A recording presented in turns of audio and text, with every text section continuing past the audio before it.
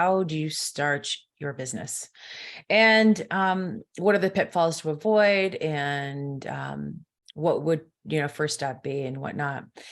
I feel personally, this is my experience, and this is just how I built my business, is that there has to be a clear vision for the business. Like you have a clear vision, but also a clear vision for the business. What do you want to accomplish in your business? What do you want this business to do in the world, right? And there has to be something that's there that this business is going to do. Like, what is the message that you're going to be bringing out with this business? I think a lot of the times when I see people starting businesses, they're looking for something that they're going to get rich quick with, or they're, how is this going to turn over a profit? How am I going to make money with this? And, that's not good or bad or right or wrong. I just know that when there's a bigger why behind why you're starting your business, there's going to be a different energy that's behind it. And again, I'm teaching from just my experience, but I found that when you have your heart into a business and there's a deeper meaning there, you're going to want to see that business grow in a different way. You're going to be in love with it. It's not going to feel like work to you. It's going to be an extension of what's going on within you, that's going on around you. And especially when you're a service provider, and say like self-development, or even as a doctor or as an attorney or whoever you are, interior designer, real estate agent, there should be a reason why you're in that field. There should be something that's driving you behind just being and showing up every day in that profession. And for me personally, when I started this business, I was leaving the practice of law because I had a calling that came to me, something that said, hey, there's something else that you're supposed to do in this world. And I struggled with it a lot, because it was like, hey, I've got this $250,000 education here. And hello, everybody would love to be an attorney. Like, what are you doing? Right. But I knew there was something bigger, and I struggled with it because I'm like, can you have two things that you're really good at, or two callings in a lifetime? Could there be two things that you came here to do? And I realized there could be multiple things, there could be multiple things what you came here to do. And sometimes people go through phases where they're doing, a different thing in their life, and then they go and do another thing. And I feel like that's the progression of where my life was. And if you have listened to my story, you know that I had an awakening, and I knew that there was something bigger. I couldn't see it at the time, 10 years ago when I started transitioning, but I see it now so clearly, like, oh, and I keep seeing it clearer and clearer as I'm showing up, like there's something greater and greater I'm supposed to be doing. So when I started the business, I had zero monies, zero, nothing. And all I had was a little bit of space in my credit card. I was newly divorced, and I had to figure out what the heck I was going to do. And I had this struggle, like, do I go back and practice law, or what do I do? I had some money that I could play with. I had a little bit of time where I could figure things out. And I knew that my insides needed to be in alignment for me to go forward, because I had a lot of disconnection. I probably, I wanted to start doing something earlier. And I remember I'm like, oh, I'm going to go to this now. But then, spirit was like, sit down. Like, you need to process, you need to learn some more, you need to clear some more. And, and then I got to the point where, like, oh, I'm ready now. And when I was ready, I just, like in one of the previous episodes, I just took action. I made a Facebook post and I said, hey, reach out to me. If this resonates with you and you'd like some help. I had no idea what coaching was or what mentoring was. I never considered myself a coach. I always considered myself a mentor, because I felt like whoever I was leading was going to be somebody that was like in a similar path, in a similar storyline. They had similar experiences in life, and they're just looking for someone to be a flashlight. Like, okay, where do we go next? How do I get there? And so that's why I picked, that title of mentor. And so I had no money, but I had a phone. I had my experiences. At this point, I had done almost 5 years of internal work, and it still wasn't done. It still never is completely, but I got into a place where I feel very, very good. And I just took action. I figured what I knew at that time was enough to lead somebody else out of where they were to where I could get them. Now, I sold the program, made some money, sold another program, made some money, mentored a couple of people, learned a lot, realized I didn't what I wanted to do, what I didn't want to do. And then I had to regroup. And then I went back out again and I did it again. But I made a clear plan for myself. What programs did I want to teach and create? What part of my journey was it that I wanted to do? And so I created my business from zero, right? And sometimes it was negative zero.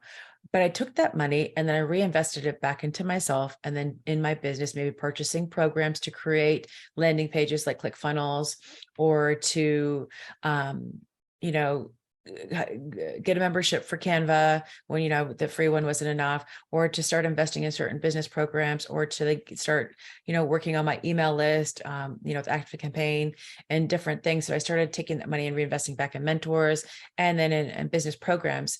And then I eventually grew.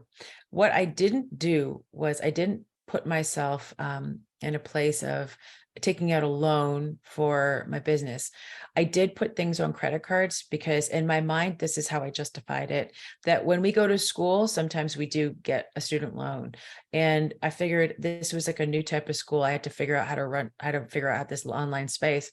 What I also did was I just showed up with my phone and my voice, and I had to do it scared. And I had to just share what I knew and make mistakes along the way, but take some action. And so for someone starting a business right now, I feel like I wouldn't put yourself wildly in debt until you know that you have a viable offer first. I would figure out one really solid offer that that you can get a client result with. And whatever that is, even if you're starting your own medical clinic, right? Like, what is it? How are you going to serve that client? If you're going to be an attorney, what area of law are you going to, serve and support your clients coming in? I feel like one of the things that I really help women a lot with when they come work with me, and people call this niching down, which whatever the case is, you could still have different parts of your message, to be quite honest with you, or you could have different things that you help clients with, but it's like, who do you want to work with, right? Is super, super important. But knowing that one offer is going to be wildly successful, then you'll know if it'll work. You'll know if it's something you want to scale. You'll know if it's something that you want to keep doing. And so I would keep putting something out there till you start seeing some success with it. And then I wouldn't start, hiring too many people or doing too many. I've seen women do this all the time where they put themselves in such incredible debt where they're following, one mentor's, I almost did this too myself when I hired this mentor, but and I got really great results from just her talking to me, but not maybe her program. But just meeting her in person one day, like that was really valuable. But creating an eco structure of having all of these systems in place in the background when you don't even know if what you have works. So that's the first step, is just see, are you clear on your message? Are you clear on who you want to serve? Are you clear on how you want to serve them? Are you clear on what kind of offers you want to provide? Are you clear on how you want to deliver those offers? How you want to support those offers? How do you want to move forward? And, until I was able to build my own data bank for a portal, we call it the Quantum Vault, until I was able to put all those programs in one spot, I used like Kajabi or something else. But there's free places you can put stuff on YouTube and just make it private and create your programs there. I think a lot of people think they have to go super fancy to start, but really you just have to start, but also be mindful about how you're running your business. Keep track of your expenses, know where your money's going. One thing Oprah said is, she's like, I sign all of my checks. She knows where her money's going. You want to be a good steward of your money. You want to know where all your money's going. Watch YouTube. I have a program called the Quantum CEO, and it's going to be out this year, and it'll be a great start for somebody who's looking to start their business. I'm basically going to break down what I did, and if you can step into those shoes and do what I did, you can have some success. Now, it's really important that people understand, though, that you don't need to buy a program right away. If you have the money to do it, great, but you can still do a lot of trial and errors. Watch YouTube, see what people are doing online, break it down, try something, see if that works. But don't think that you have to create something that is, I remember one time my friend's like, you need a systems person. I'm like, I don't even have any systems. Like, you have systems? I'm like, no, I don't really. I have here's my offer. I'm going to do it in a Facebook group. And that was it. I have systems now in my business. I did have somewhat of a system, but I didn't need to hire a systems person at the time. So, I went and spent $5,800 on a storyteller, which was I want to say a waste of money, but it really wasn't because I met really great connections there. But I thought like I really needed to know my story. And, at the end of the day, you know your story, what parts of your story you want to share, right? Just start just treating it like it is a real business. That's my number one thing when you're starting. Don't treat it like a habit. Don't wake up and start at 3 o'clock. Have select times in your day where you're going to work on your business. It's super important that you treat it like it is a business when you're starting it. Also, if you have a day job and you have income coming from it, I would use that as the investment portion for your business. Carve out some other time in your day to work on your business, because you have this flow of money coming in. A lot of times I did it like the hard way. Okay. Because I was like, okay, this is where, it's gotta work right now. And I gotta say, sometimes that works too. Because when your back is up against the wall, you're going to figure out how to make it work if you are capable of doing that. And sometimes when we have a safety net, we don't go all the way in. So there's pluses and minuses of, how you're going to do this. Just if you're going for it, just know that you don't have to buy all the bells and whistles to start, though. You can start an online business as long as you've got something that's valuable that you can give a client or result with. Go ahead and do it. I hope this was some value to you. I have a lot of business questions coming through.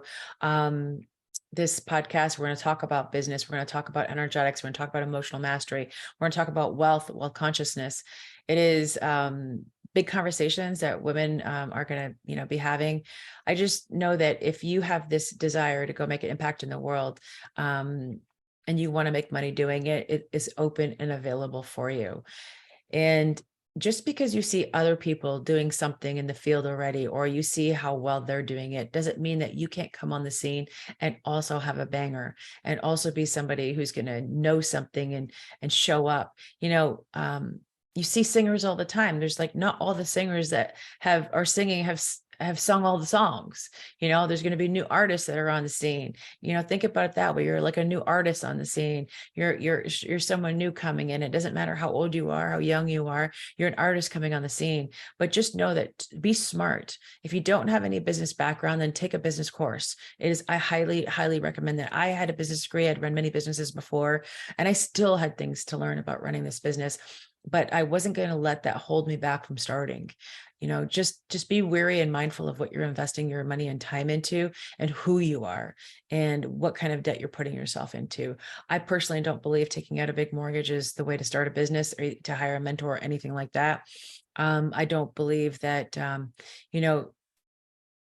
you should be, hiring somebody that's at a really, really, really high rate when you're starting, unless you have some business sense, because who you are right now starting might not be the same person you are later on, but maybe they might have a program you can take. So when later on, you might be more equipped to take on that mentorship, but right now you just need something to get started. So that would be my advice to you. Okay. If you enjoyed this podcast and you think someone else could really enjoy it, please share it with them. Also, if you want to leave me a review that, you enjoyed this, go ahead, please. If you have any feedback or more questions you want me to answer, I would be happy to do that. If you are looking to start your online business, or you're looking to start any business, or you want to amplify your business and your messaging, your voice, I am really good at that in client selection and the avatars. I'm going to talk about that more. Look for my program, the Quantum CEO. And if you want to just get more into my world, go download my wealth meditation at shaminataylor.com. And I hope you enjoyed this, and I'll talk to you soon. Bye for now.